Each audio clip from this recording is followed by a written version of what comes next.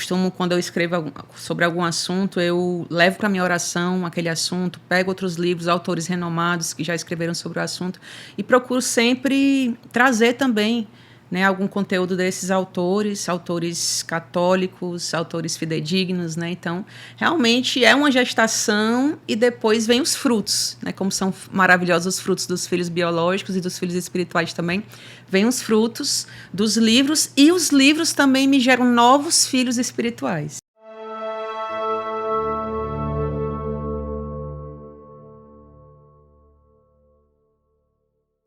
Olá, meus amigos do Atos Podcast, sejam bem-vindos a mais um episódio. Aqui eu que sou eu, e o Pedro, ele que é ele. Exatamente. Né, tu que é tu, né, Pedro? Então estamos aqui com a maior alegria, gente, o nosso diretor ali nos bastidores, para levar até você mais um episódio muito bom, especial. Nós vamos trazer aqui uma convidada que já escreveu quantos livros? Acho que uns 10, mais ou menos. Só uns 10, tá? A gente vai ficar aqui só, né, curiando aqui os livros dela. Mas antes de apresentá-la, quero anunciar aqui os nossos patrocinadores, Pedro. Normatel Home Center, tudo para você construir ou reformar. É um grande apoiador aqui do Atos Podcast. Segue aqui a Normatel no QR Code que está na tela, ou então no link da descrição você vai ser direcionado para o Instagram da Normatel, onde você confere todas as ofertas, né, endereço das lojas, com amplo estacionamento, atendimento topíssimo e tudo para você construir ou reformar. Então, Normatel Home Center é o seu lugar. Valeu, Normatel? Outro parceiraço aqui do Atos Podcast é a imobiliária Felipe Rabelo. Felipe Rabelo Imóveis, levando para você uma experiência completa para você que quer adquirir o seu imóvel ou vendê-lo, tá? Então, entre em contato com a Felipe Rabelo. Você vai ser muito bem atendido, assessorado, e a gente vai pegar na sua mão, nós vamos pegar na sua mão e levar do início ao fim de todo o processo para concluir o seu negócio imobiliário com segurança jurídica, tá bom? Entre em contato aí, segue a Felipe Rabelo Imóveis e será um prazer atender você. E também Divina Comida, aquele restaurante maravilhoso. Aliás, o Divina é muito bem frequentado pelos xalomitas, viu? Com certeza, os xalomitas adoram comer. Eu acho que comer bem, né? Pois é, eu acho que 50% da clientela do Divina é xalom, viu? Toda vida que eu vou lá, menino, uma mesa lá de 20 xalomitas lá com o talzinho lá. Então a parceria tá fechada já. Tá fechada. Gente, Divina Comida com aquele self-service maravilhoso na hora do almoço. Se você quiser fazer um almoço em família ou então um almoço de negócios, né, você pode saborear lá o self-service, mas também um à la carte, também igualmente maravilhoso. À noite, aquele ambiente agradável, também um ambiente climatizado para você curtir com familiares e amigos e até fazer também pequenos eventos. Então, Divina Comida, tudo para você comer bem, com qualidade e usufruir de grandes momentos ao lado daqueles que você ama. Tá bom? Segue o Divina, porque é mais um parceiro do Atos Podcast. Gente, e graças a esses parceiros nós podemos produzir conteúdos como este de hoje. Então segue essa galera aí que apoia o nosso apostolado, apoia também outras iniciativas, tá? Curte esse pessoal e você também precisa curtir e se inscrever aqui no nosso canal, né, Pedro? Exatamente. Então já curte, comenta aqui o que você achou desse episódio. Você ainda vai assistir, mas você já diz o que você achou agora. Aí quando você terminar, você comenta de novo. Confirma. Dizendo se era aquilo mesmo ou não. Gente, se inscreve no canal, porque a gente sabe que tem muita gente que acompanha, mas ainda não se inscreveu e não custa nada e nem paga nada. Tá bom? É só você apertar num botãozinho aí, inscrever-se. Tá bom, meus amigos? Pois, gente, nós estamos aqui hoje com Ana Paula Gomes. Ela é missionária, escritora, consagrada na comunidade Shalom, a comunidade de vida, e também celibatária. Falei já, celibatária? Já, né? Não, ainda não. Não, né? Primeira vez. Escritora de vários livros, como nós já anunciamos, e hoje ela vai trazer um pouco aqui dessa experiência de escrever para evangelizar e ser mãe aí de tantos filhos, né, Ana Paula? Tantos filhos espirituais e também de papel, né? Exatamente. Celibatário você tem muitos filhos espirituais, né? Sim. Mas é verdade que cada livro é um filho? Olha, eu não tive a experiência de ser mãe, né? Sou celibatária, então não tive filhos, assim, digamos assim, biológicos, né? Mas eu acredito que é mais ou menos parecido o trabalho que dá, né? Os dois aqui, os filhinhos aqui de papel. A gestação. É uma gestação, né? Assim, a pesquisa e tudo mais, a preparação espiritual também, né? Costumo, quando eu escrevo sobre algum assunto, eu levo para minha oração aquele assunto, pego outros livros, autores renomados que já escreveram sobre o assunto e procuro sempre trazer também, né, algum conteúdo desses autores católicos, autores fidedignos, né? Então, realmente é uma gestação e depois vem os frutos, né? Como são maravilhosos os frutos dos filhos biológicos e dos filhos espirituais também. Vêm os frutos dos livros e os livros também me geram novos filhos espirituais. É interessante isso. Verdade. É bem interessante. Leu, se identificou, né? Eu tenho várias experiências de pessoas que me procuram via WhatsApp, via o inbox do Instagram, sempre me procuram e partilham sobre as experiências que tiveram. É interessante que, até nos livros de ficção, porque isso tem um detalhe interessante, né? A ficção cristã, ela não é só um entretenimento. A ficção cristã, ela nos dá a oportunidade também até de revisar a nossa vida. Às vezes eu lembro de uma irmã de comunidade, da comunidade de vida, que queria um livro assim para passar o tempo numa folga. Ela levou O Tempo de Paz, né, que foi a minha primeira ficção, e ela chegou assim brigando comigo, né? Como é que você faz isso comigo? Eu levei o livro para passar o tempo e tive uma experiência, ela teve várias experiências da vida dela, né? Ela conseguiu trazer a vida dela para aquele contexto dos personagens, todos fictícios, né? Mas com esse toque de que a literatura católica, a literatura cristã tem isso, de trazer para nós uma experiência de vida. Às vezes você está passando por eu uma vez tive uma experiência de uma jovem que entrou em contato comigo pelo Instagram, pelo inbox, e ela disse que esse livro Tempo de Paz ajudou muito a superar uma perda que ela teve do avô. O avô dela havia falecido e ela ficou meio que assim chateada com Deus, porque não entendeu por que o avô dela faleceu, porque foi de repente. E aí, com a experiência de um certo personagem aqui do livro, ela acabou se reconciliando com Deus, né? Foi um canal, né, para que ela se reconciliasse. Então, isso é muito bacana. Uma ferramenta maravilhosa, né? O livro. Maravilhosa. Eu creio totalmente na evangelização através da escrita.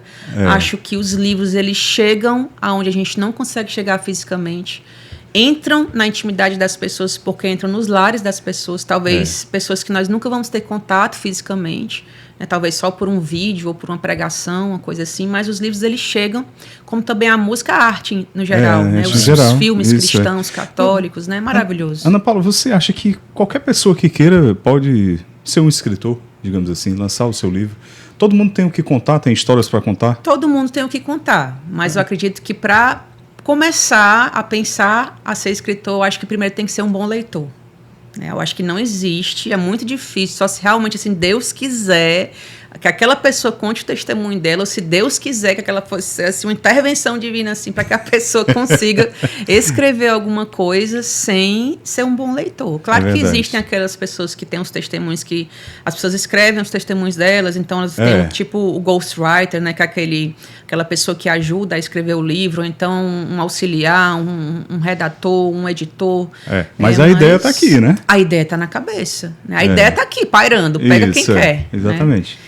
E a IA hoje, a inteligência artificial, você acha que de alguma forma vai interferir na produção literária? Olha, eu acho, Neto, que vai chegar um ponto em que vai interferir para o bem. Interferir, a gente sabe que vai interferir. Eu acho que interfere. Mas para o bem ou para o mal, depende de quem vai manipular. A inteligência artificial é amoral. Né? Então depende de quem usa, se para o bem ou se para o mal, para fazer um plágio, para você aí que está no colégio, na faculdade, fazer um trabalho aí sem ter esforço. É amoral, né? Vou até anotar essa. Tá? É amoral, a inteligência artificial é amoral, né? Como a literatura, né? Muitas vezes é amoral e a gente que vai utilizando para o bem ou para o mal. Né? Exato, então, é verdade isso. Então depende da gente, depende da forma como a gente quer utilizar. Para uma pesquisa, né? Nem sempre as inteligências artificiais conseguem nos dizer tudo, eles têm um banco de dados que é limitado. Vai chegar um momento em que esse banco de dados ela não vai ter mais com o que se alimentar. E aí vai começar o retrocesso. Então, quem partiu para a inteligência artificial e esqueceu, por exemplo, a pesquisa, a leitura, os bons livros, vai se dar mal. Então, eu acho que tem que ter um equilíbrio. A gente pode usar a inteligência artificial até para uma correção de texto. Por exemplo, maravilhoso, inteligência artificial para traduzir livros. talvez 85%, 90% do trabalho seja aproveitável. E aí precisa do olho humano para dar aquele toque final.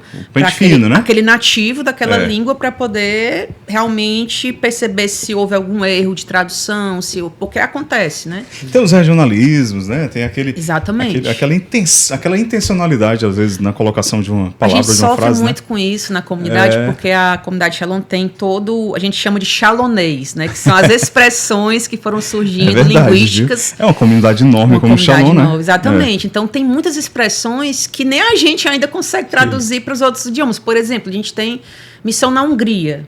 Como é que a gente vai traduzir para o húngaro, sei lá, a obra nova, o novo de Deus nas nossas vidas? Porque o novo no Shalom virou não é mais um adjetivo, né? Ele é um substantivo. Então, como é que a gente vai traduzir isso para o húngaro, para o polonês? Aí lá, às vezes, não tem um correspondente. Eles não conseguem enxergar, Não conseguem enxergar. A semântica, né? O que está por trás ali. Aí você imagina, né? Se nós, que temos a inteligência não artificial, né? Inteligência natural, inteligência iluminada por Deus e pela fé, né? Nós não conseguimos ainda traduzir tudo, imagina uma IA. Né? Até a Glória teve um documento agora que saiu agora no Vaticano, né? Falando sobre a questão da utilidade da IA. Né? Já a igreja se manifestando a respeito disso. Eu acho lindo isso da igreja, né? Que ela vai também dando nos respostas, né? Dando respostas para o tempo atual. Isso, os desafios do tempo, né? Exatamente. Não, o que veio agora aqui na minha cabeça é que a gente já trata ela como se fosse um ente, né? A IA, né? Exatamente. A IA isso, a IA aquilo. Já é um ente entre nós, né?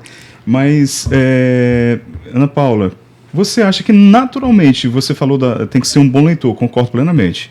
O outro que pode dar uns bons pitacos aqui é o Pedro, que também é um leitor voraz. E gosta muito de Hugo de São Vito, né? Maravilha. E aí, você acha que naturalmente quem lê muito tem que colocar isso para fora? Olha, não necessariamente. Existem bons leitores que não são escritores, porque também a escrita é uma aptidão. Né? Às vezes natural e às vezes adquirida. Por exemplo, você pode fazer um curso de especialização em escrita literária, em escrita criativa, já existem, né? Já existem especializações. Eu fiz uma especialização em escrita literária, já tinha livros escritos antes e sentia a diferença. Então, aquilo que já é uma aptidão natural, eu lembro, pequenininha, criança, já ficava ali, eu não sei desenhar muito bem, mas eu ficava desenhando história em quadrinhos, inventava histórias.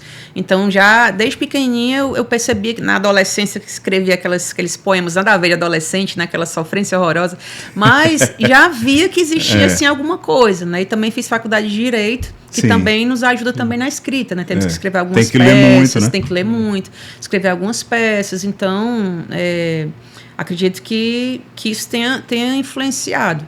Mas acho que o mais seria a leitura, né? Como é que eu começo a querer essa carreira literária? Ser um bom leitor. E aí você vai também tendo as experiências. Talvez você publique alguma coisa nas redes sociais, cria, sei lá, não sei nem se existe mais blog hoje em dia, né? Mas cria um espaço, né? Alguma coisa assim. É porque surgiram outras, né? Outras formas de se comunicar que acabou deixando o blog ali como ali tá guardadinho, mas ainda existe bastante. E as próprias pessoas vão nos dando feedback sobre as nossas escritas, né? Ninguém começa logo escrevendo um livro. Exatamente. Né? Assim, então você vai escrevendo coisas, talvez uma matéria para um site, uma opinião, uma crônica, entendeu? Uma poesia, um conto que é algo menor, né? Assim, então você vai escrevendo sobre algo que você gosta, sei lá, jardinagem, carros, história, religião, política. Então você vai se aprimorando, né? Assim. A gente poderia dizer que a escrita é para todos, mas nem todos são para a escrita? Acredito que sim, a escrita é para... Está à disposição. E quando você escreve... Eu tenho uma experiência com o ato de escrever, é uma experiência de... Parece que organiza. Sim. Né? Quando você está assim, muita coisa na cabeça, aí você joga no papel. Exatamente. Aí parece que você descarregou, tirou aqui do drive, né?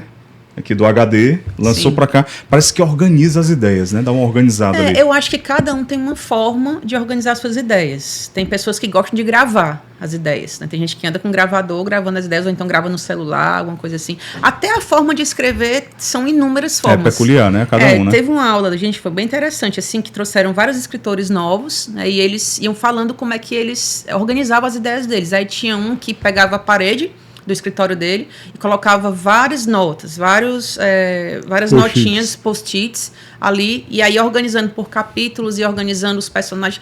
Tinha um que eu achei muito engraçado. Com licença, desculpa. Isso aí que você está se referindo foi dentro de qual contexto? Foi um curso? Foi uma especialização em escrita literária que eu fiz. Ah, sim, entendi. Já dentro da comunidade, a comunidade vendo que havia, né, um dom a ser desenvolvido, então já tinha alguns livros escritos, mas aí... O dom e junto com a necessidade de evangelizar. Exatamente. Né? Então aí calhou perfeitamente, aí a comunidade, né, me permitiu que eu investiu fizesse esse nisso curso, aí, investiu, né, nessa minha capacitação, e eu vi a diferença, porque realmente às vezes a gente tem alguns vícios de escrita que a gente não percebe. Por exemplo, o uso de pontos de exclamação. Às vezes a gente usa, cada frase que a gente quer escrever, a gente quer dar tanta ênfase que a gente bota, às vezes 3, 4, nem existe isso na língua portuguesa, né? 4 pontos de exclamação, não existe isso. Aí quem está lendo, imagina a pessoa sempre assim... Exatamente. Só que o impacto não é a exclamação, é o que você já escreveu. É isso que tem que impactar o leitor, né? Então, vários, assim, por exemplo, o uso da palavra muito. Não sei que você já percebeu que quando a gente escreve uma vez a palavra muito, você pode olhar, no mesmo parágrafo você vai encontrar assim, uns 4, 5 vezes.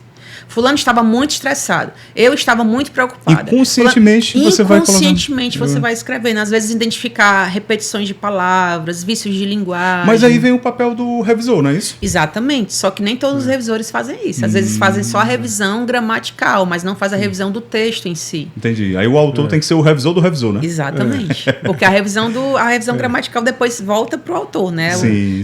Pelo menos assim. Para não perder a essência, né? Isso. E assim... Você não pode mexer no texto de outra pessoa sem autorização. Exato. Né? Então, pelo menos nas edições Shalom funciona assim. Que sempre quando o revisor ele trabalha em forma de comentários do Google Drive, né? Dos arquivos do Google Drive. Então, ele comenta e aí eu posso aceitar ou não. Fica ali na abazinha, né? Isso. Aí eu posso aceitar ou não aquele comentário dele. Mas você ia falando que dentro da especialização... Aí... Um trabalhava com post-it e tinha outro que chamou muita atenção. Diferenças, né? Que foi muito interessante, porque o cara ele era das exatas. E ele começou a se meter a escritor. Um pensamento sistemático, né? Sabe o que ele fazia? Ele tinha planilhas para tudo. E ele tinha planilhas dentro das planilhas. Caraca, então, aí... ele sabia quantas vezes o personagem já tinha aparecido na trama. Ele sabia quais eram as porcentagens. Era planilhas de porcentagem, planilhas numéricas, então ele sabia. Isso é faca na caveira, viu? Você tá doido? Eu digo assim, ele perde tanto tempo assim, é a forma que ele encontrou para se organizar, mas eu digo assim, ele sabia quantas vezes cada palavra aparecia, ele sabia quais eram os personagens que ele poderia matar ou não, de acordo com a quantidade de vezes que ele aparecia na trama. Ele sabia de tudo, né? Então, assim, é muito interessante isso. E claro também que existe a questão da diferença da escrita. Por exemplo, quando você vai escrever um livro sobre doutrina, é diferente de um livro de espiritualidade, que é diferente de um livro infantil, que é diferente de um livro para jovens, uma ficção para jovens. Então, na ficção eu preciso ter uma lista dos meus personagens, as características dos personagens, o que eu quero que esse personagem, com quem ele vai se envolver, qual é até o temperamento do personagem, né? Então eu faço um esqueleto antes, esse arquivo, né, de cada um, e aí vou utilizando e aí retorno para consultar, né? Assim, até a aparência física também, a personalidade, mas num livro de doutrina não precisa. Livro de doutrina eu preciso pesquisar bastante, né? Preciso me aprofundar no assunto. Já um livro de espiritualidade eu preciso rezar mais sobre aquilo dali. Né? Mas sempre, cada um tem uma forma, né?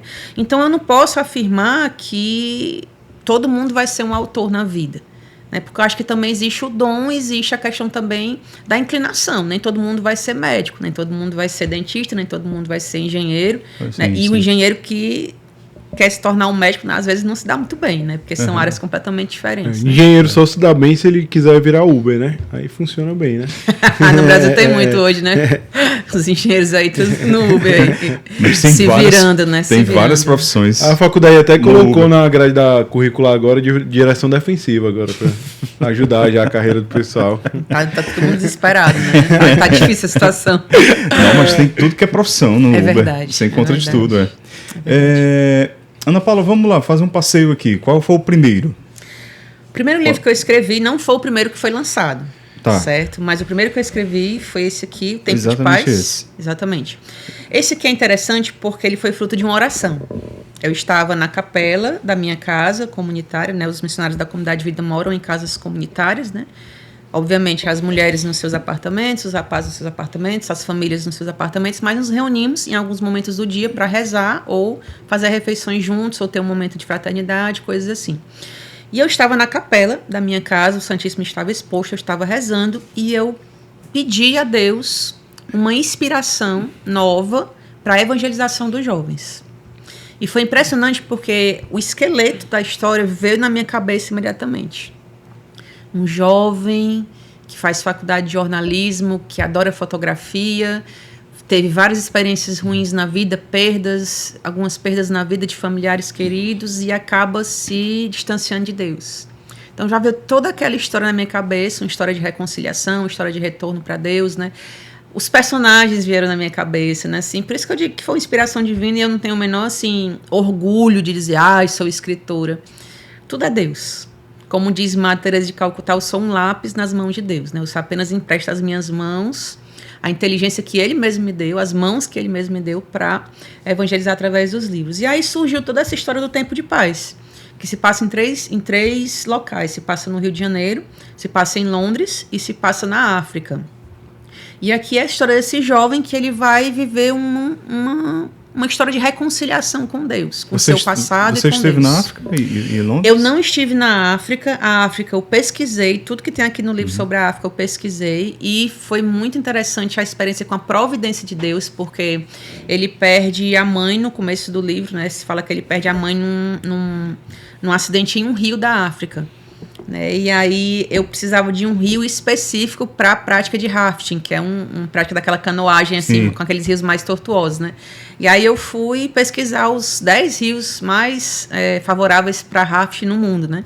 E aí surgiu esse na África, e aí, coincidentemente, na mesma região que se pratica esse rio, também existe umas tribos lá que também tem umas formas de vida assim bem peculiares e que eu utilizo no livro também, né? Então e em Londres eu morei antes da comunidade, eu morei acho que quase 4 anos em Londres, então também trouxe a experiência de vida lá em Londres, né? Então tem algumas descrições de alguns locais, né? Uso muito porque ele sai do Rio de Janeiro no primeiro livro, vai morar em Londres para fazer um intercâmbio, estudar lá, porque a tia disse, não vá, porque você está muito complicado aqui, você está desestimulado, vá, e ele vai fazer faculdade de jornalismo em Londres e acaba lá tendo uma experiência, encontra, coincidentemente, eu digo que não são coincidências, são providências divinas, né? Então é um livro que fala muito sobre a providência de Deus, sobre essa forma como Deus conduz todas as coisas para o bem, né? Para o fim delas, né? Que é Ele mesmo, né? Então, ele está lá em Londres, ele na faculdade encontra um professor da faculdade que é padre, né? E esse padre o faz recordar muito do seu pai, que ele havia perdido na adolescência. Então, o padre é meio assim, esportista, gosta de basquete, gosta de surf, gosta de... Né? Então, muito parecido com o pai dele. E ali ele vai ter uma experiência. Aí acaba conhecendo outros jovens também com esse padre. E aí acaba gostando de uma menina, né? Porque Deus sempre gosta de utilizar essas iscas, né? Assim, essas desculpas para que nós nos aproximemos dele, né? E acaba se apaixonando por essa jovem e acaba viajando para a África. E lá ele vai ter uma experiência de reconciliação com Deus, né? Nesse local. Então... acredito que é um livro que também fala da nossa vida, né? Porque muitas vezes acontece que a gente tem algumas coisas que a gente sofre na vida e que a gente não entende no momento. Alguma dor, alguma perda, uma decepção amorosa, não passou no vestibular, perdeu o trabalho, o casamento não vai mal. E às vezes a gente tende a se revoltar contra Deus. Sim. Né? Então, é essa saga. E a mensagem central seria a busca do sentido de vida? A mensagem central seria a reconciliação com a própria história e com Deus. Tá. A reconciliação com o nosso passado e com Deus. Tem quantos anos já ele? O Tempo de Paz, acho que foi 2019, se eu não me engano. Eu escrevi, acho que em 2016, mais ou menos, e aí ficou na gaveta um tempão, porque eu não tinha pretensão. Isso aqui surgiu porque, depois dessa ideia... eu comecei a fazer um trabalho dentro da comunidade que era muito exigente, que então às noites nós éramos dispensados de todas as atividades que a gente tem. Então, chegava à noite, tomava banho, jantava, já ia para a cama e lá eu comecei a escrever esse livro, não sei se vocês lembram. Aqueles primeiros smartphones, um Samsungzinho desse tamanho aqui, não sei se vocês lembram, um branquinho assim. Recebemos uma doação de 20 Samsungs daquele, acho que foi em 2016, talvez 2017, não lembro direito. E aí eu ganhei um deles e escrevi os 10 primeiros capítulos no bloco de notas. desse celular, né? Eu Disposição, viu? deitava, ficava escrevendo lá, Aquelas teclazinhas. bem fininho. Aí depois eu passei, né? Obviamente mandei pro e-mail, então aí eu organizei, assim, num arquivo bonitinho no computador, né? Assim, porque como eu escrevia à noite, aí eu não queria levar o laptop para casa, né? E aí escrevia no celular. No celular. Agora, uma observação. O primeiro foi publicado em 2019. Isso. Ou seja, tem 6 anos. Não é tão distante. Então, você tem 6 anos de escrita? Comecei mais ou menos... comecei em 2019. Isso, 6 anos de Os escrita. publicados, né? Isso, os publicados, sim. Rapaz, em 6 anos já saiu isso tudo, Pedro. Não. Vai vir mais por aí, viu? Vai vir Ora. novidade boa por aí. Nós estamos reeditando esse do Carlos Acutis também, do Beato Carlos Acutis, né? Que vai ser canonizado agora, se eu não me engano, em abril, né? Em abril. Com o jubileu das crianças, né? Dos adolescentes, Dos na adolescentes, verdade. né? Também vem um legal aí sobre o Frassati, Pier Giorgio Frassati, que também vai ser canonizado. Bacana. Né? Esse ano ele está fazendo... É o centenário da morte dele, né? Ele morreu em 1925. Então, e ele é super atual. O Frassati é assim, é impressionante como a santidade, ela é atual. É um jovem que morreu em 1925, nasceu em 1901, morreu em 1925, 24 anos, mesma idade de Santa Teresinha. E é impressionante como ele nos fala hoje. Né? O Pier Giorgio, só para a gente contextualizar aqui, ele viveu numa época muito polarizada na Itália, politicamente falando. Ele viveu num tempo em que a igreja estava sendo altamente perseguida dentro da Itália, naquela época. E era polarizado com o fascismo e com o comunismo. 2 regimes completamente incoerentes e incompatíveis com o catolicismo, com o que nos prega o evangelho. E o Pier Giorgio, ele, como um jovem católico, ele não se rendeu nem a um nem a outro. O partido dele era Jesus Cristo. Isso é muito bonito. Né? Um jovem altamente apaixonado pelos pobres, pela Eucaristia, pela missa diária. Então, assim, ele tem muito a nos falar. Né? São João Paulo II, quando foi beatificá-lo, disse que ele era o homem das 8 bem-aventuranças. Então, o livro traz, cada capítulo nós falamos sobre a vida dele e também sobre as bem-aventuranças. Que bem-aventurança, bem-aventurado é feliz. Né? A tradução de bem-aventurança é felicidade. Então, a gente vai trazer um livro que fala... que eu acho que o novo nome da caridade para esse mundo de hoje que anda tão triste, anda tão sem sentido de vida, tão empobrecido de Deus, eu acho que o novo nome da caridade é a alegria, é a felicidade. Nós precisamos falar da alegria de Deus para os jovens, principalmente, porque vi uma reportagem agora, acho que ontem ou anteontem, os índices de suicídio entre jovens no Japão alcançou o maior número de toda a sua história. O índice de jovens com depressão, que não querem sair dos seus quartos, muito, mais uma vez, repito, eu não sou contra a tecnologia, eu amo a tecnologia, gosto muito das redes sociais, gosto muito da internet, mas jovens fechados nos seus mundos, né, vivendo uma solidão digital. Né. Então, é muito importante hoje nós falarmos sobre a alegria do Evangelho, a alegria de Deus para os jovens. E esse livro do Pier Giorgio Frassati vem nos falar isso. Vai ser lançado, acredito que em junho, mais ou menos. Maravilha. Aí, na sequência, depois do Tempo de Paz, veio qual? Depois do Tempo de Paz veio Como Perdoar, que é esse daqui, que é um livro de espiritualidade, que ele é um pequeno itinerário sobre o perdão. É interessante porque esse daqui foi um pedido, encomenda das edições Shalom. Na época, a gente tinha um desejo de lançar uma série chamada Série Como. Então, os títulos sempre começavam com a palavra como, e aí a gente abordava vários assuntos de uma forma dinâmica, mas também não de uma forma rasa, mas de uma forma que pudesse aprofundar no assunto, mas sem ser um compêndio, né? Um pequeno itinerário sobre o perdão. E aí tem o como evangelizar nas redes sociais, eu tenho esse aí. como transformar a dor em amor, como educar os filhos, como fazer uma pregação. Então, vieram me perguntando, Paulo, você poderia escrever um livro da série Como? Eu falei, posso. Aí a pessoa disse, a editora das edições disse, qualquer tema. Aí, imediatamente, eu disse, como perdoar? Porque eu sentia falta de um livro sobre o perdão, especificamente sobre o perdão, dentro da espiritualidade Shalom. Né? Porque nós temos como fundamento bíblico da nossa comunidade, da nossa espiritualidade, do nosso carisma, João 20:19, a aparição de Jesus ressuscitado aos discípulos. E lá ele ministra o perdão. Né? Recebeu o Espírito Santo. Aqueles a quem perdoardes serão perdoados. Aqueles a quem retiverem seus pecados serão retidos. Obviamente que ali a gente também fala sobre a questão do perdão no sentido sacramental. Né? Mas também é um mandamento para todos, de né? Jesus Cristo para que nós nos perdoemos mutuamente. Então, a partir daquele mandamento divino, eu faço um pequeno resumo aqui sobre o que é o perdão, porque às vezes é tão interessante. Esse livro também é um curso, né? Então, eu ministro esse curso, existe esse curso na nossa plataforma digital, né? São 10 aulas. Instituto e também... Parresia? Não no Instituto Parresia, a gente tem no Shalom Play. Que é o Instituto Parresia, são cursos mais, digamos, acadêmicos. Certo. E esses aqui são cursos mais populares. Né? Esse aqui faz parte do Caminho Ordo Amores. Isso, faz parte. Ele ingressou, depois que a série Como acabou, ele foi inserido no Caminho Ordo Amores. É tanto que hoje a capa dele é branca, né? Antes era uma capinha verde, que era padronizado da série Como, eram as capinhas coloridas, né? E aí agora ele se tornou parte do Caminho Ordo Amores, que é um caminho de ordenação para o amor, né? De reconstituição do nosso passado, de restauração do nosso passado à luz do amor divino. E o perdão é um dos temas centrais. Sim, sim. Quantas pessoas estão com amarras espirituais, não conseguem desenvolver a sua vida espiritual, não conseguem crescer, às vezes até pessoalmente, profissionalmente, porque retém o perdão. É impressionante, né? Então, é impressionante também perceber que às vezes a gente vai até se confessar, ou então a gente vai se aconselhar com uma pessoa mais experiente sobre uma mágoa, um ressentimento, e aquela pessoa diz: você tem que perdoar porque você é católico. Calma.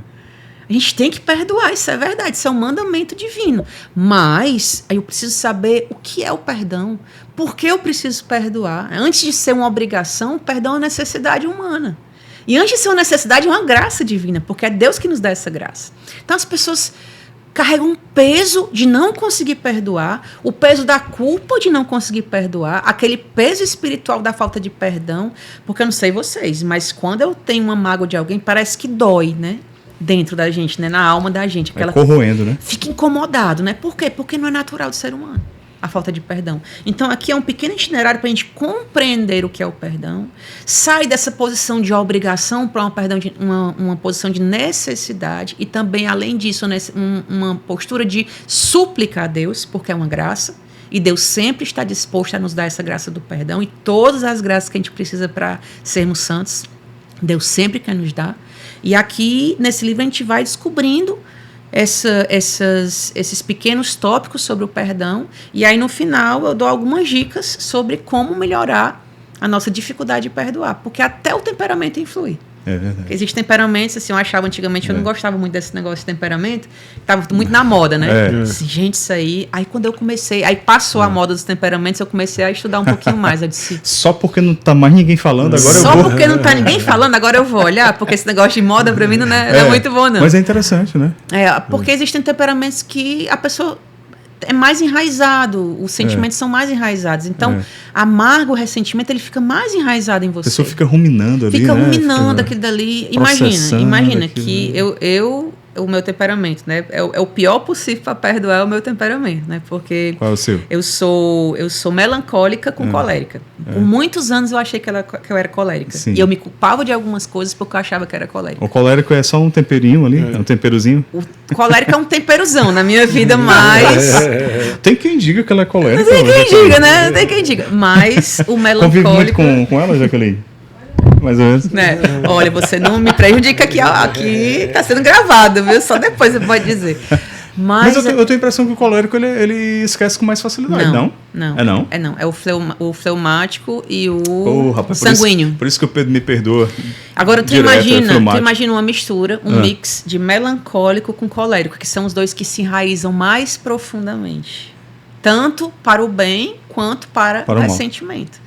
Então, até isso a gente precisa descobrir, né? Porque o temperamento, ele é uma parte da nossa personalidade. É um tracinho que a gente precisa se aprofundar no nosso autoconhecimento. Então, até isso influencia na questão do perdão, né? Então, esse livro é sobre isso, né? Ajudar as pessoas a descobrir. Você menciona também essa questão dos temperamentos? Sim, sim. É muito brevemente, mas sim. Entendi. Tem sim.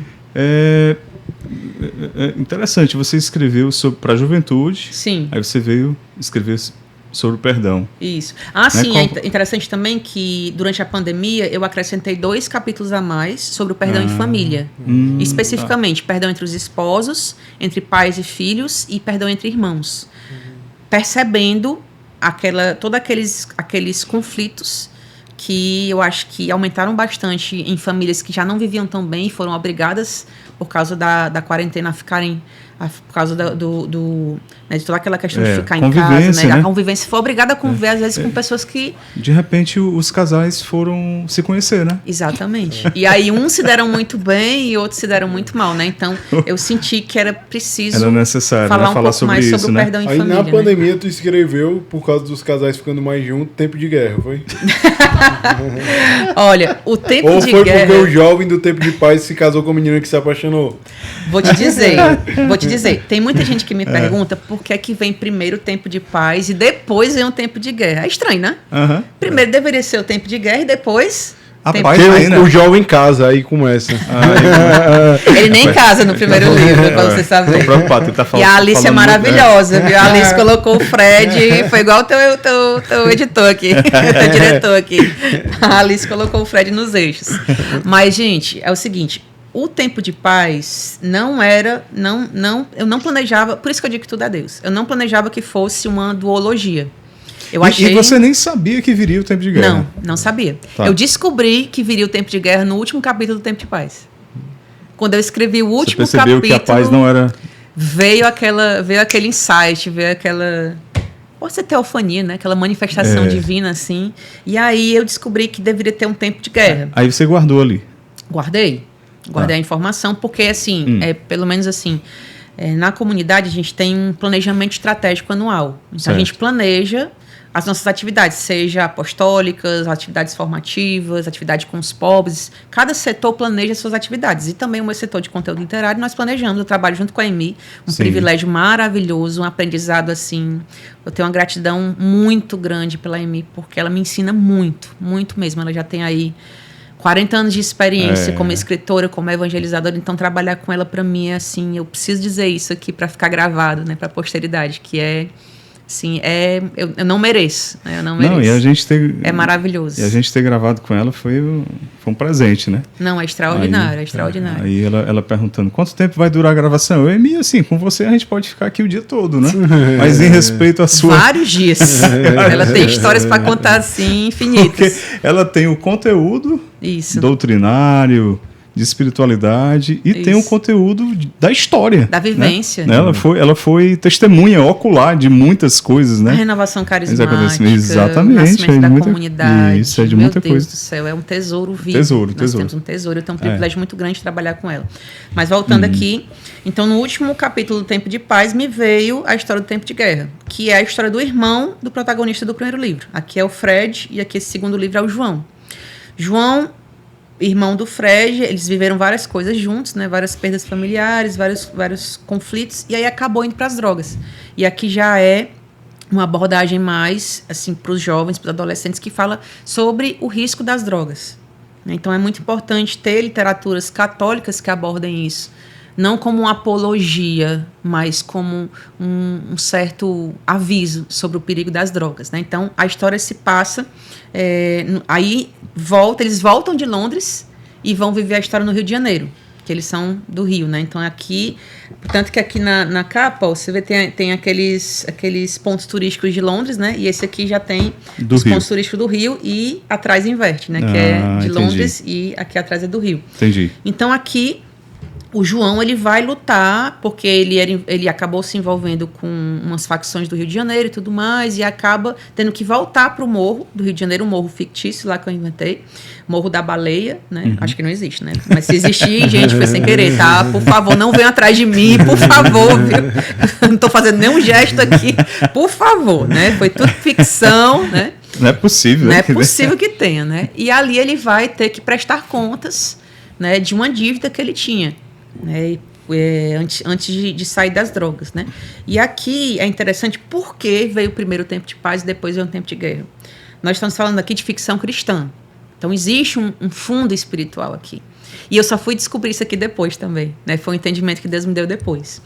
O Tempo de Paz, o Fred, ele está fazendo uma experiência querigmática com o amor de Deus. Ele está conhecendo, é o primeiro amor, ele está conhecendo pela primeira vez o amor de Deus. Então, ali, Cristo, que é a nossa paz, né, está lá em Efésios 2,14, ele tem essa experiência com a paz que vem de Jesus Cristo. E aí, quando um cristão faz essa experiência querigmática com o amor de Deus, descobre muito rapidamente que a sua vida, a partir de então, é uma guerra. É um combate espiritual. Isso aí. É uma luta diária pela santidade. Por isso que as 3 dimensões da igreja, a igreja padecente, purgatório, a igreja triunfante, céu, e nós somos a igreja militante. Por quê? Porque nós estamos aqui militando como esse povo aí das ideologias? Não. Porque nós estamos lutando pelo céu, pela nossa salvação. Diz a palavra de Deus. O céu é dos violentos de coração. Exato. Então, nós estamos lutando aqui. Então, por isso, aqui é um retrato do que a vida cristã é. A luta contra as tentações. Por isso que vem primeiro o tempo de paz, depois vem um tempo de guerra. Porque a experiência com o amor de Deus e depois a experiência para permanecer no amor de Deus. É Coisa isso. boa. Ana Paula, se uma pessoa for muito perfeccionista, consegue publicar um livro? Olha, tem muitos autores que dizem que a gente Vai, publica. volta. A gente publica para se livrar do livro. Se livrar, né? Essa é a grande verdade. Vai, senão... A gente publica para se livrar do livro. Olha, esse livro aqui, que é um lançamento, né, que é o livro sobre o Ronaldo Pereira, o primeiro irmão da Comunidade de Vida que veio a falecer com 24 anos, mesmo calibre de Santa Terezinha e Pédia de Frassati, né? O Ronaldo, esse livro aqui eu escrevi em 2019, esse livro. Ou seja, ele ficou na gaveta 5 anos. Né? Então, houve algumas questões, né, assim, que a gente teve que esperar a publicação, porque dia 17 de fevereiro agora, 17 de fevereiro, vai fazer 30 anos da Páscoa do Ronaldo. Nosso primeiro irmão da Comunidade de Vida, um jovem, nossa comunidade ela nasceu para evangelizar os jovens, e Deus quis levar, né, assim, providencialmente, como aquele missionário que inaugurou o Shalom no Céu, podemos dizer assim, né, a comunidade Shalom no Céu, um jovem, né, que era o braço direito do Moisés, que era muito querido por todos, um jovem assim, de um olhar marcante, de um sorriso marcante, super envolvido com a obra, incansável na evangelização, pau para toda a obra, um administrador assim, excepcional, que eu acho que ele ia dar de 10 a 0 aí em todos esse povo aí que está fazendo curso aí, que está fazendo...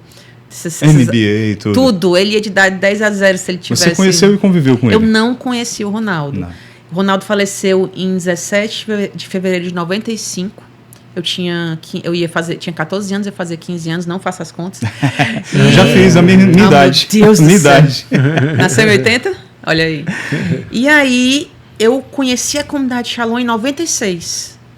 Eu estudava no Colégio Santa Cecília, que é um colégio muito conhecido aqui em Fortaleza. E em 96 nós estávamos preparando para a Crisma. E como eu estudava com os filhos da Emi, eu estudava com a Lia, que é a filha da Emi, né?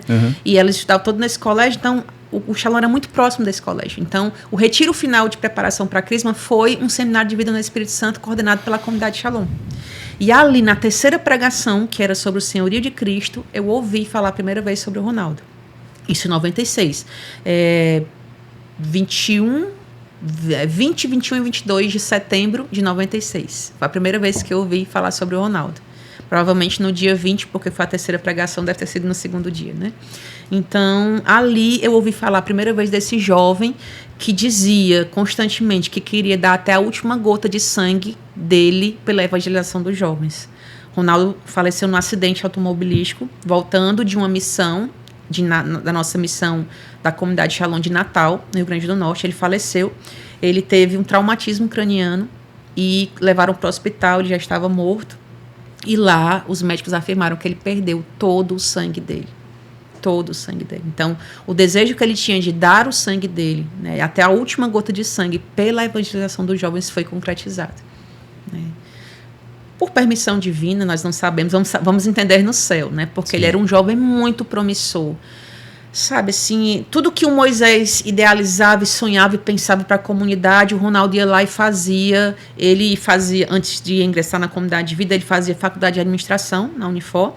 Então, ele trabalhava na empresa dos pais dele, a Petral, que é uma empresa de Fortaleza que existe até hoje. Os irmãos dele administram até hoje essa empresa. E... ele era muito promissor, o pai dele apostava muito nele, porque ele tinha muito jeito com os clientes, com os funcionários, ele ia com aquele jeito educado dele, com aquele jeito assim, muito acolhedor, e ele conquistava todo mundo. Então o pai dele era assim, louco por ele, e apostava nele e no irmão para serem os administradores da empresa, né? Quando ele não fosse mais, não trabalhasse mais. Sim. Né? Qual o maior desafio de escrever uma sobre uma pessoa que você não conheceu?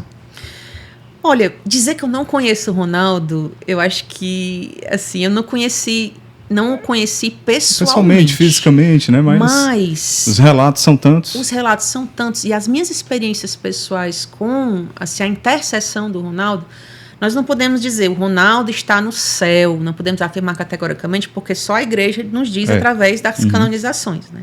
Quando alguém é canonizado, beatificado, é servo de Deus, significa que a igreja está atestando que ele já está no céu. Eu creio, por uma crença pessoal, de que o Ronaldo está no céu.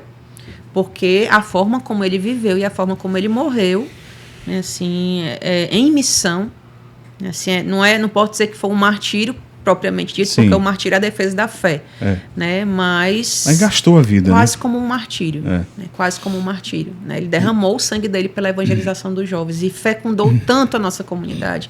Neto, no começo, quando o Ronaldo faleceu, houve um certo desejo de preservar a memória dele.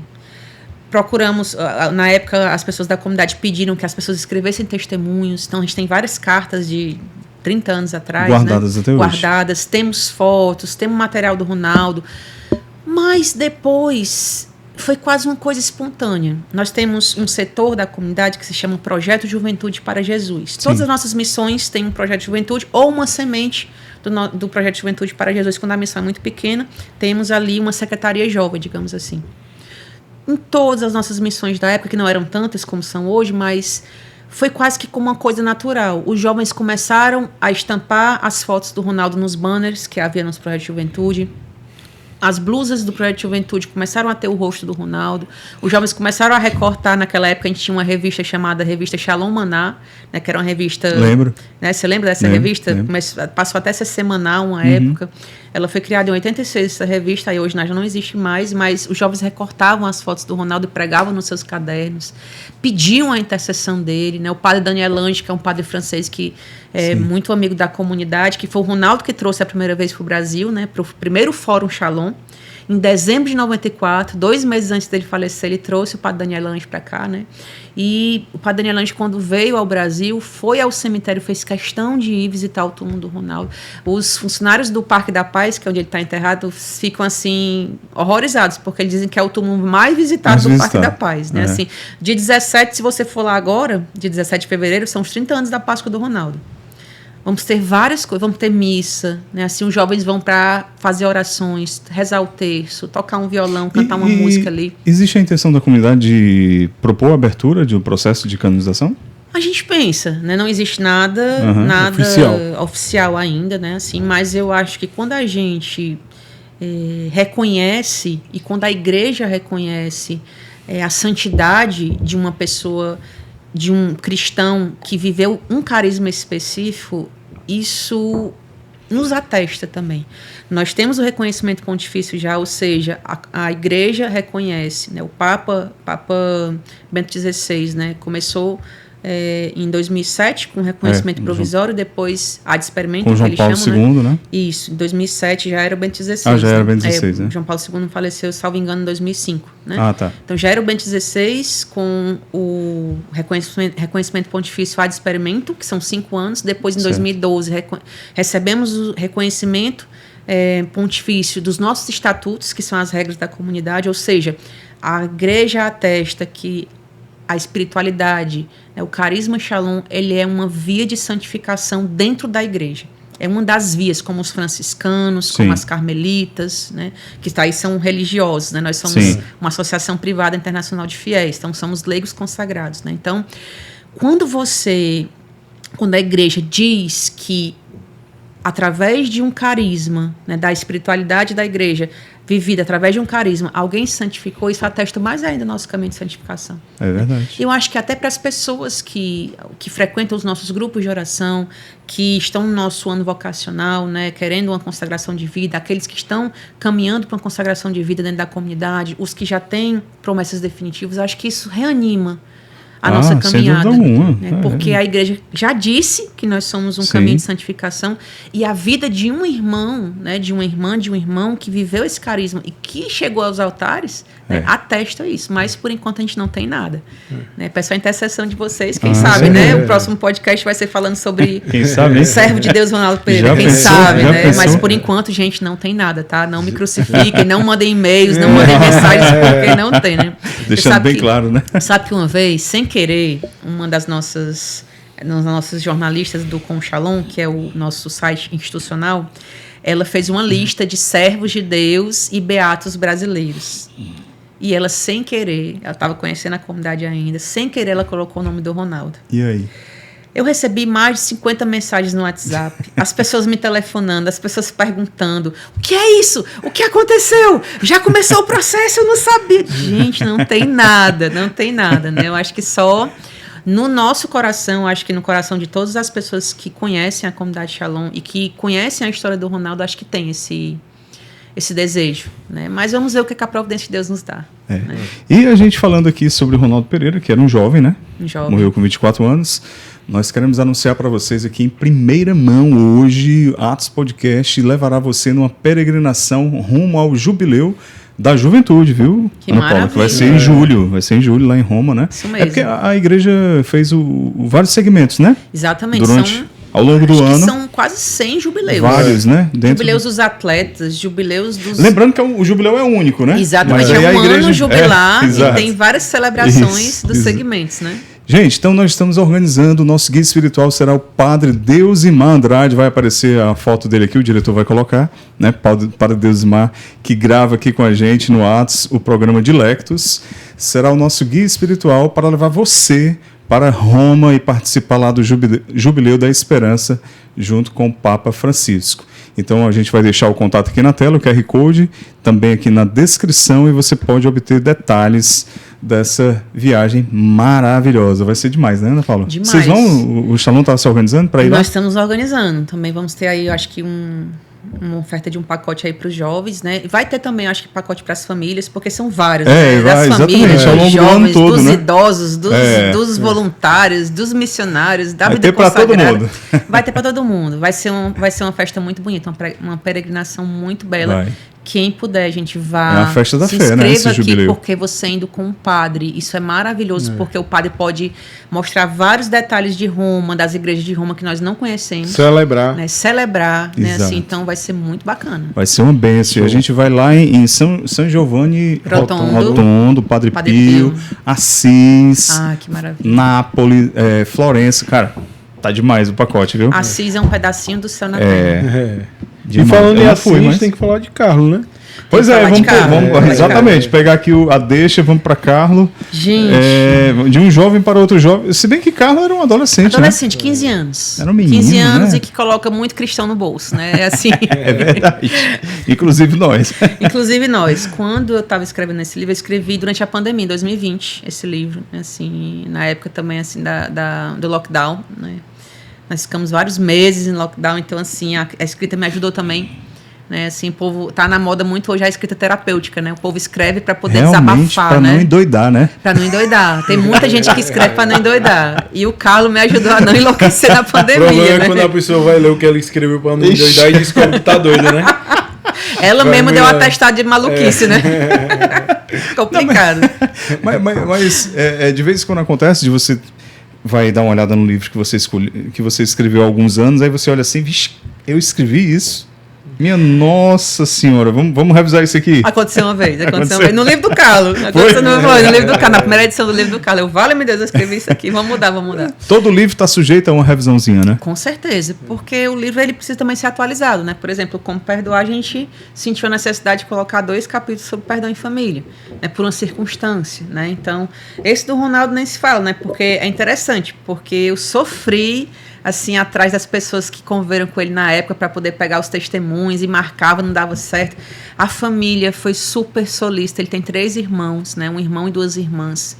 Quero aqui deixar um abraço para eles. Assim, gravei um podcast, acho que segunda-feira, da Rádio Shalom com o Ricardo, que é Irmão. Ricardo Pereira, que é irmão do Ronaldo, né? Assim, um querido. As irmãs também, Suzy e Sueli, as sobrinhas do Ronaldo, os sobrinhos, sou louca por eles, né? Rezo muito por cada um deles.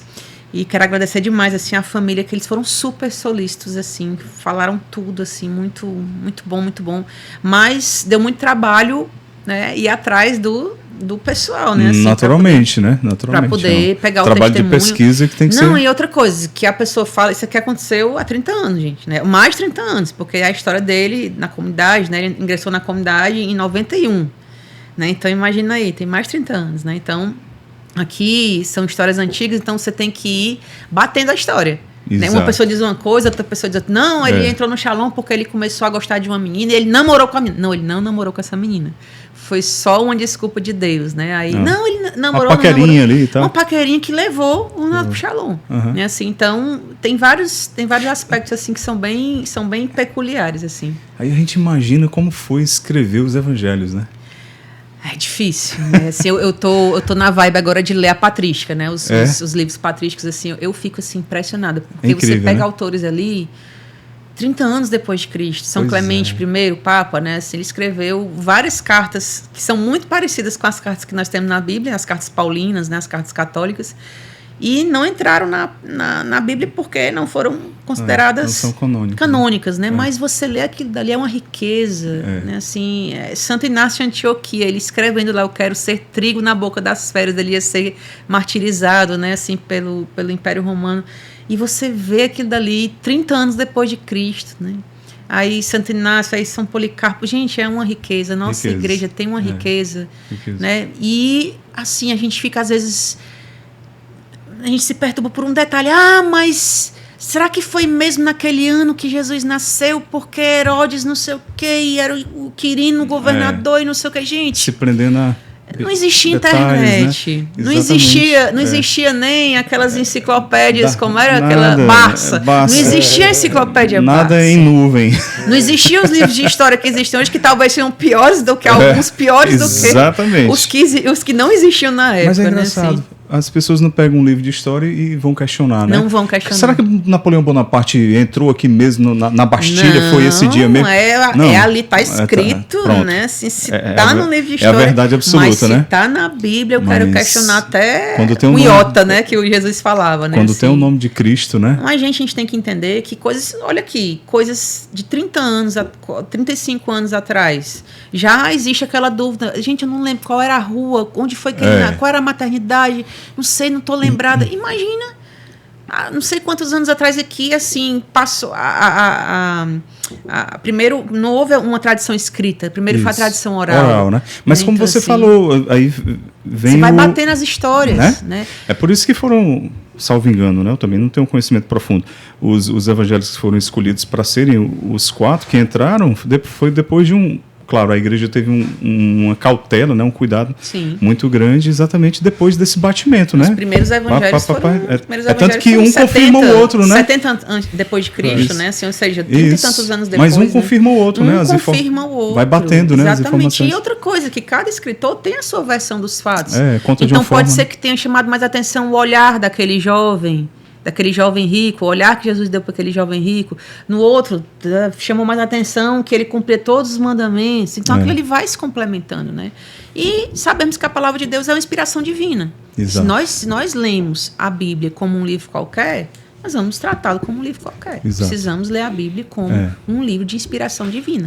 E aí rezar ao Espírito Santo, clamar o entendimento do Espírito, entender que era outra época, outra cultura, outra linguagem. Então, trazer esta linguagem de antigamente para a nossa vida, porque a palavra é atual demais. Né? Assim, quantas vezes eu estou rezando, estou com alguma dificuldade, pego a palavra de Deus, oro em línguas, peço a Deus uma palavra, e é exatamente aquilo que eu estou precisando escutar.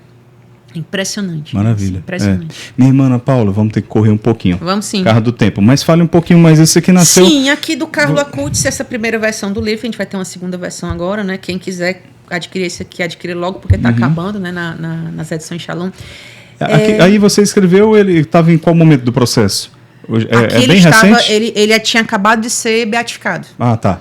Foi em 2020, ele tinha acabado de ser... Ele ia ser beatificado em outubro de 2020, se eu não me engano. Certo. Se ia ser beatificado. E aí, em um planejamento sobre o que nós íamos escrever naquele ano, a EMI, né, ela me chamou muita atenção em relação à vida do Carlos, porque ela dizia assim, o que Deus inspirou o Carlos a viver é muito parecido com o que nós propomos para os jovens. Afinal de contas, é a igreja. Né? Então, a Eucaristia diária, Sim. a confissão frequente, A busca da santidade. a amizade com Nossa Senhora, a alegria do Evangelho. Então, assim, são coisas muito parecidas com a espiritualidade de Shalom. E ela disse, por que você não escreve um livro? E aí, o Carlos, ele era catequista, né? Então, ele ensinava as crianças a Crisma e a primeira Eucaristia. Então, ele inventou, assim, eu digo inventou, porque o Carlos, ele não inventou a roda. O Carlos, ele viveu o cristianismo, o catolicismo. Ele apenas ousou, por isso que ele é um jovem diferente. Um jovem comum, que gostava de tocar saxofone, gostava de videogame, gostava de informática, gostava de bichos de estimação, mas um jovem que ousou viver o catolicismo. Essa é a diferença do Carlos. É encarnar o evangelho na sua vida cotidiana, não só até os umbrais da igreja. Né? Ele encarnou o catolicismo na sua juventude. Perfeito. E Deus não tirou nada dele. Ele vivia intensamente as amizades, as viagens. A família do Carlos é uma das famílias mais ricas da Europa.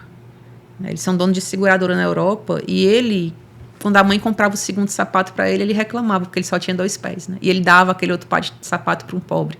Né? Dividia a mesada dele, comprava presente para os amigos. Então, assim, um jovem que viveu a caridade de Cristo, encarnou a caridade de Cristo. Diferenciado. Que é a proposta que nós propomos para os jovens, Shalom. Né, viver o evangelho.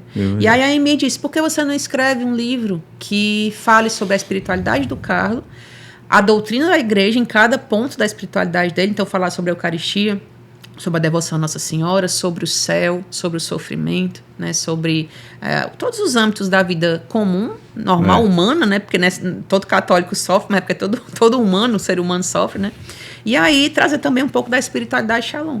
Né, fazendo esse comparativo. E aí cada capítulo é um dos itens do kit da santidade do Carlos, kit para a santidade, que ele ministrava a catequese por meio desse kit da santidade. E aí em cada capítulo também eu trago outro santo jovem que também viveu notadamente aquele tópico na sua vida. Por exemplo, a questão da penitência, trago São Domingos Sávio, né, junto com o Carlos e junto com o que a igreja fala sobre penitência. Entendi. Então é mais ou menos isso. Ele faleceu de que mesmo? Ele faleceu de leucemia. Foi leucemia. Fulminante. Leucemia fulminante. Rápido. Ele era normal, uma criança normal, um adolescente normal, e com menos de 1 semana ele faleceu. Incrível. Próximo. Vamos lá. Vamos pegar esse daqui, porque se não der tempo de falar, esse aqui são os meus xodós. De onde é que saiu essa história de escrever para criança? Gente, assim, eu tenho uma criatividade meio acelerada, sabe? Assim, não, e a tua versatilidade, eu estou impressionado. Porque você, é ficção, biografia, doutrina, né? E agora a vida dos santos. Foi para criança. Mas é porque literatura infantil. É o que a gente precisa para evangelizar. Tá certíssimo. Né? Assim, é o que a gente precisa para evangelizar. Mas eu acho que não é todo mundo que tem essa versatilidade, não. Realmente um dom, assim, eu reconheço que é um dom assim, que Deus deu, né? Assim, a Maria é uma gratidão imensa, porque realmente é diferente, né? Assim, E como é necessário, né? Literaturas como essa aí. Fala um pouquinho. Olha, eu acho que a gente precisa cada vez mais investir na evangelização das crianças. Eu sei que a comunidade Shalom, ela nasceu para evangelizar os jovens. Sim. Mas os jovens já chegam tão marcados, né, por esse mundo feroz, né, que quer nos engolir a todo custo, né? Assim, que a gente precisa investir mais na evangelização das crianças. Até nos meios digitais. Que a criança tá toda hora ali com a tela na mão. A gente tem um trabalho muito legal do Morelzinho, que é um cantor, né? Ele não continuou, mas assim, ele tem uns vídeos tão bonitinhos para crianças assim, de 3, 4 anos, né? A gente conversou com ele. É espetacular aquele trabalho. Quem sabe a gente faça uma parceria aí com ele para desenvolver o canal dele. É maravilhoso. Paraíso de Bela. Paraíso da Bela. É muito bonitinho, muito legal, tem muita qualidade. Então, muita gente não conhece, né? Assim, acaba oferecendo para as crianças conteúdo que às vezes nem é tão bom, né? Assim, porque tá desesperado ali para entreter a criança de alguma forma. Vai, né? assiste assim. Peppa Pig aí. Meu Deus do céu, aí se apelou. Aí foi apelação. Né? Vamos lá, e aí, Ana Paula? Aí como é que surgiu? O Aventureiros do Reino surgiu como um pedido da assistência apostólica da comunidade, que é responsável pela evangelização das famílias, dos jovens, a evangelização das crianças. A gente tem o Caminho da Paz Kids, que é o roteiro, o itinerário para os grupos de oração infantis, dividido por fases, de acordo com a idade das crianças. E a gente Posso dar uma olhadinha? Claro. Só um aqui, deixa eu pegar. Esse é o segundo volume. Ah, tá. Então é uma série, né? É uma série. É uma trilogia, na verdade. Aventureiros do Reino, e aí a série se chama Aventureiros do Reino, e aí faltando cada só livro... Faltando um, que é o último. Que vai ser o desfecho da trama, né? Entendi. E aí é uma série em Petros e Liz no Reino Indivisível. Invisível.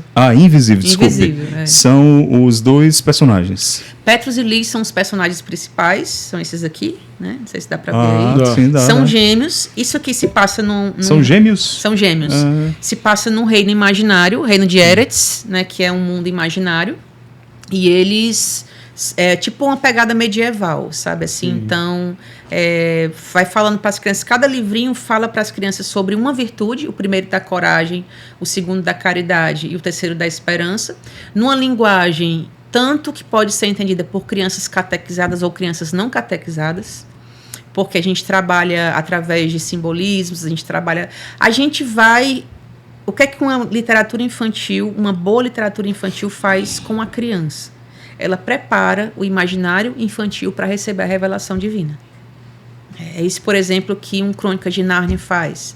É isso que o Hobbit, que hoje, aqui no Brasil virou livro para adulto, né, o Hobbit, mas o Tolkien escreveu para os filhos dele de 7 anos de idade. Olha só.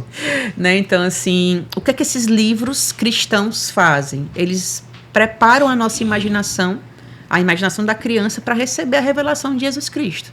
Então, no Crônicas de Nárnia, tem o leão. O leão, ele representa Jesus Cristo. Né? Então, tem ali aquele combate contra o mal, que é o que a gente vive também na nossa vida.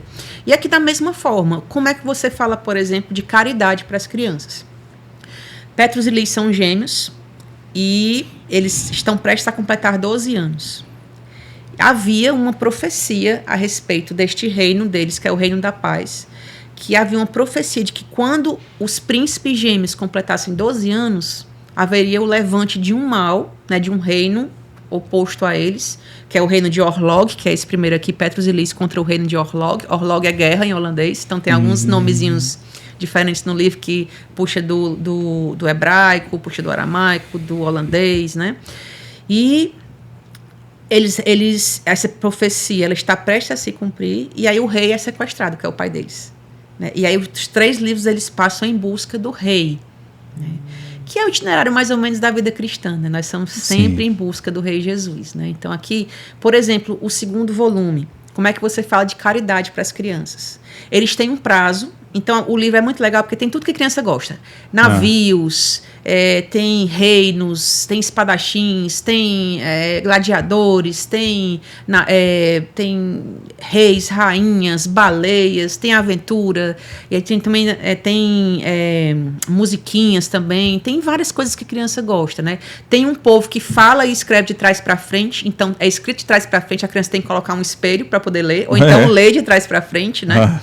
Então, que é o povo Sever, que é revés ao contrário, né? Assim, então, tem várias coisas que a criança gosta, charadas também. Então, tem várias coisas que a criança vai se envolvendo com a trama e nem vai percebendo que vai sendo catequizada.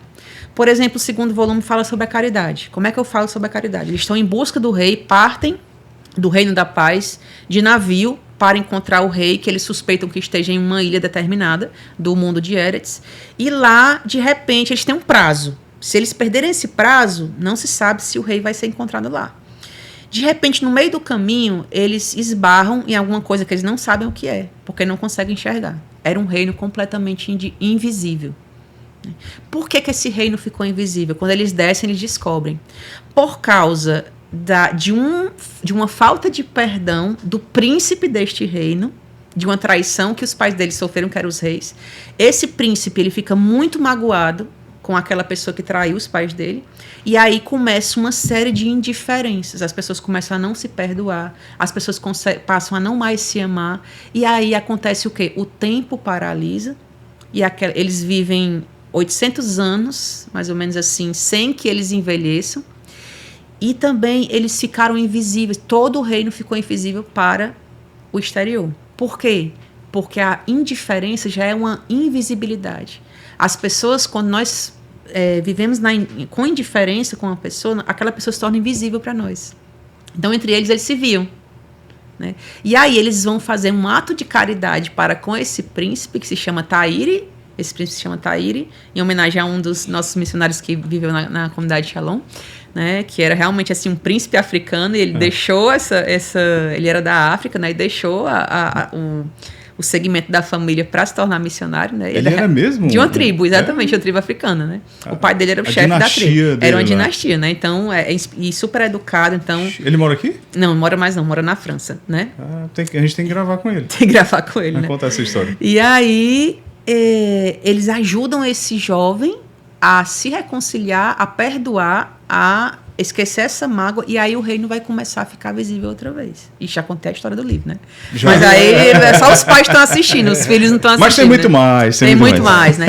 Então, como é que você fala para as crianças sobre a falta de caridade? Né? Sobre a caridade. A caridade é o quê? É olhar para o outro e perceber que ele é visível. Né? Não tratar os outros com indiferença, que torna o outro invisível. Né? Assim como, por exemplo, a gente passa na rua, está lá um mendigo estirado no chão, e para nós ele é invisível. Né? Porque parece que ele nem está ali, né? Porque a gente não ajuda, não pergunta, tem medo, né, de se aproximar. Então, é mais ou menos isso, é falar sobre as virtudes para as crianças, né? Falar sobre, por exemplo, a criação do universo por Deus. Né? Então, você fala de uma forma lúdica para que as crianças possam compreender e assim elas possam, quando chegar o tempo da catequese, serem catequizadas de uma forma mais fácil. Exatamente. Entende? Já vai ter aquele arcabouço. Exatamente. E aí, quando lançar ali a semente... O imaginário dela vai estar preparado para receber a revelação. Maravilha. E aí tem várias ilustrações no livro, as crianças gostam muito. Tive várias experiências com crianças com TDAH, crianças com autismo de grau leve, que nunca tinham lido um livro todo e leu já 2, 3 vezes o Aventureiros 1 esperando pelo volume 2, né? Assim, então, é muito gratificante. Assim, Coisa boa, é muito, viu? quando eu vou nas missões, vou pregar sobre o como perdoar, vou pregar sobre o curso da Virgem Maria, aí pregar para os jovens, a gente faz sempre um momentinho com as crianças, aí tira fotos e elas... Legal. É muito... Olha, eu fico imaginando se eu tivesse tido a oportunidade de conhecer, por exemplo, a Ruth Rocha, que foi o primeiro livro que eu li na minha vida, foi quando eu me apaixonei pela leitura, né? Assim que eu peguei Bom Dia Todas as Cores, era um livro paradidático do colégio. Meu pai comprou material escolar. Ela reina, né? Nesse mundo dos paradidáticos. Aí ele chegou em casa, meu pai chegou com material escolar, quando eu olhei para aquele livro, meu primeiro livro, né? De paradidático. Gente, eu abri aquele livro, eu cheirei aquele livro, um cheirinho assim de especiarias, de noz moscada, um cheirinho de madeira, assim. Gente, eu me apaixonei pela leitura, né? Imagine se eu, criança, tivesse tido a oportunidade de conhecer a Ruth Rocha. Né? Obviamente, dadas as devidas proporções. Sim, claro, né? Assim, sem dúvida. É muito gratificante conhecer as crianças que leem os meus livros, né? Porque é muito puro.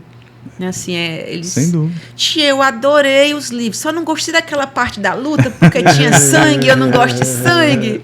Tipo legal, assim, né? Legal. São muito espontâneos, é muito Ana bacana. Paula, infelizmente não vai dar pra gente aprofundar mais tranquilo. Faltou da Virgem Maria, que é Virgem só Maria, da série Filipos, que é uma série doutrinária que nós temos de cursos e livros na comunidade, que pode ser feito por qualquer pessoa. A gente tem na plataforma da Shalom Play os cursos, você pode adquirir os livros e não tem, é um curso de doutrina básica da igreja. Tá certo? Então, qualquer pessoa pode adquirir, pode fazer o curso. Não tem mais aquela série Formação Básica, FB, né? Substituiu, né? Hoje são 15 cursos e 15 livros. Nós lançamos já 9, acredito. Jesus Cristo, o Espírito Santo, a Virgem Maria, moral cristã, os mandamentos, Eucaristia, sacramentos, liturgia e sacramentos, introdução às Sagradas Escrituras. Então, tem vários livros de formação básica, porque nós precisamos. Nós precisamos o povo católico nos aprofundar para que nós não estejamos à mercê de qualquer vento de ideologia e de doutrina. Perfeito. Então, nós precisamos nos aprofundar na nossa fé. Ana Paula, e aí, para quem quer adquirir os livros, como é que faz? Se for aqui de Fortaleza ou se for de alguma cidade que tenha a comunidade Shalom lá, sempre vai ter uma livraria Shalom. Nós temos várias aqui em Fortaleza, em vários bairros. Procura a Casa de Missão, né? Procura o Centro de Evangelização da comunidade. Por exemplo, a gente tem uma livraria muito boa no Shalom da Paz, que a gente chama que foi o primeiro, Maria Tomás 72, na Aldeota, pertinho daqui. Lá tem uma livraria muito grande, sempre tem os meus livros lá. Se é de uma cidade que não tem a comunidade Shalom, pode adquirir através da livrariashalom.org, que é a nossa livraria virtual, livrariashalom.org. Vai aparecer aqui na tela, pessoal. Sempre tem promoção, às vezes tem promoção de frete, compra tal valor, vem o frete grátis, às vezes tem promoção, tem cupom de desconto. A gente está também com uma campanha bastante interessante, que é o Bendita Leitura, que é uma campanha anual que a gente faz de incentivo à leitura. Então, a gente tem também, a pessoa se inscreve num link, acho que depois dá pra gente colocar o link, né, Jaque, aqui. Se inscreve nesse link, e a gente tem lives mensais, inclusive teve uma ontem, né, que foi eu e a Amable Coester, que já esteve aqui também, né, falando com vocês. Sim, muito bom. E que a gente vai incentivando as Batemos pessoas um bolão aqui com ela. Com certeza, né? Grande missionária, literalmente, né? Não, ela é muito abraço, amável. Mabi. O livro dela também é maravilhoso, das redes de vôlei para as redes de pesca, a autobiografia dela é excelente. Testemunho né? muito lindo. Testemunho maravilhoso. Sim. Tem os livros da Emi também, tem os livros dos nossos outros autores. Toda a produção. Toda a produção da comunidade você encontra na livrariashalom.org. Inclusive, dá para você pesquisar por autor. Joia. Tem uma abazinha bem no começo da... Seleciona lá, pessoal, Ana Paula Gomes. Exatamente. Tem para todos os gostos. Tem para família, como perdoar, tem para doutrina, tem para jovens. Maravilha. Inclusive, vou pedir para vocês escolherem um livro aqui para poder ficar para vocês, tá certo? Vocês podem escolher um Vai ser difícil agora, vai ser difícil. E aí podem... Minha diretora comercial liberou um livro para vocês, tá bom? Joia. Obrigado, viu, Ana Paula? Se quiser uma indicação, dou depois. Vou falar agora ao vivo, porque senão vou menosprezar os outros. Se filho é tudo igual, a gente ama igualmente, né? Tá certo, ninguém pode revelar, não. Ninguém pode revelar. Gente, então... cadê? Diretor, essa daqui não tá, não? Tá não, tá apagado.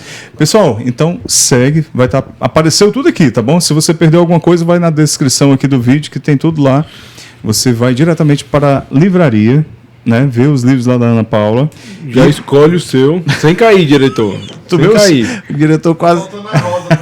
Divina comida aí, tá fazendo efeito aí.